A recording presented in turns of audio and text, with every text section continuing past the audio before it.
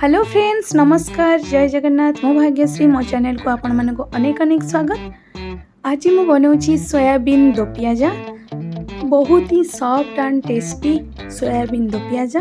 तो फ्रेंड्स चलते स्टार्ट करिबा आज रेसिपी। एठी मु किछि सोयाबीन नेछि न्यूट्रेलार बड़ साइज सोयाबीन। एबे गोटे कढ़ाई रे पानी गरम करी लूण दे आमे सेथिरे सोयाबीन को फुटेई नबा। सोयाबीन जेतबेल जाय सॉफ्ट नहीं छि आमे सोयाबीन को एभली भाबे फुटेइबा। सोयाबीन एबे एठी सॉफ्ट हो गलानी, आमे ताको छाणी बाहर करि नेबा, ठंडा पानी रे बुड़ेई रखिबा।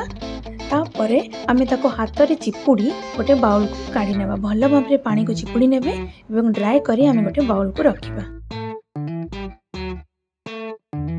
तापरे सेथिरे आमे गोटे चम्मच अदा रसुण पेस्ट दबा, हाफ चम्मच लंका गुंड, हाफ चम्मच हळदी गुंड, किछि लूण, 2 चम्मच कॉर्नफ्लोर दे भल भाबरे ताको आमे मिसेई नेबा। तापरे कवर करी ताको रखिबा गोटे साइड रे। वर्तमान गोटे बड़ साइज रो कैप्सिकम आउ 3टी पियाज को एभली भाबे आमे क्यूब साइज रे काटी नेबा। एबे गोटे कढ़ाई रे तेल गरम करी मैरिनेट करी रखिथिबा सोयाबीन को गोटे गोटे करी देई भल भाबरे छाणी नेबा।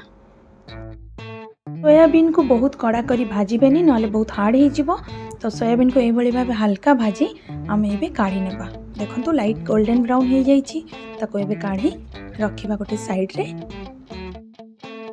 एवं सेम ऑयल रे आमे काटी के रखिथिबा पियाज आ कैप्सिकम को हल्का भाजी के काढी नेबा।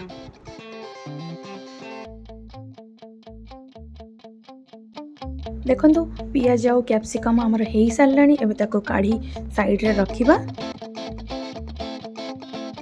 तापरे जीवा हमें नेक्स्ट प्रोसेस को। एठी गोटे कढ़ाई रे मु 2 बड़ा चम्मच तेल देउछि। गोटे बड़ साइज पियाज को छोट छोट काटिकी ताको मध्य तेल रे पकाई टिके भाजी नेउछि। पियाज टिके गोल्डन ब्राउन हो गले आमे सेतिरे गोटे चम्मच अदा रसुण पेस्ट देई ताको भल भाबरे मिसेई नबा।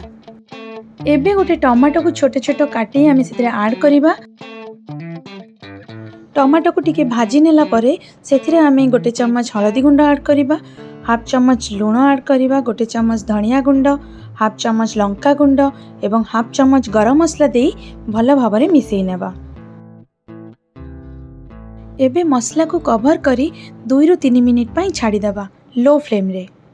2 रु 3 मिनिट परे आमे कवर करी चेक करिबा। देखंतु मसला एबे हमर तेल छाड़िलानी, साइड रे देखंतु तेल बाहरलानी। तो एबे हमर मसला कुक हे गलानी। एही स्टेज रे आमे ऐड करिबा फ्राइड करिथिबा सोयाबीन, कैप्सिकम आउ पियाज सबु को भल भाबरे मसला रे मिसेई नेबा। मसला सहित आमे कैप्सिकम, पियाज आउ सोयाबीन को भल भाबरे मिसेई नेला परे गोटे कप गरम पानी एठी ऐड करिबा। भल भाबरे गोळेई नेला परे कवर करी आमे 2 रु 3 मिनिट फुटेबा को छाड़ी दबा। 2 रु 3 मिनिट परे कवर काढी आमे किछि धनिया पत्र को छोट छोट काटी सेथिरे ऐड करिबा एवं भल भाबरे मिसेई नबा। वर्तमान प्रस्तुत हो जाइछि हमर सोयाबीन दो पियाजा। आपण माने याकू भात, रोटी किंबा परोटा केउथिरे भी खाई परिबे, बहुत ही भल लागिबो। तो एई बळी भाबे थरे ट्राई करी देखंतु। मो रेसिपी जदि आपण मान को भल लागुछि ताले मो चैनल को लाइक, शेयर एंड सब्सक्राइब निश्चय करंतु। रहिली, नमस्कार, जय जगन्नाथ।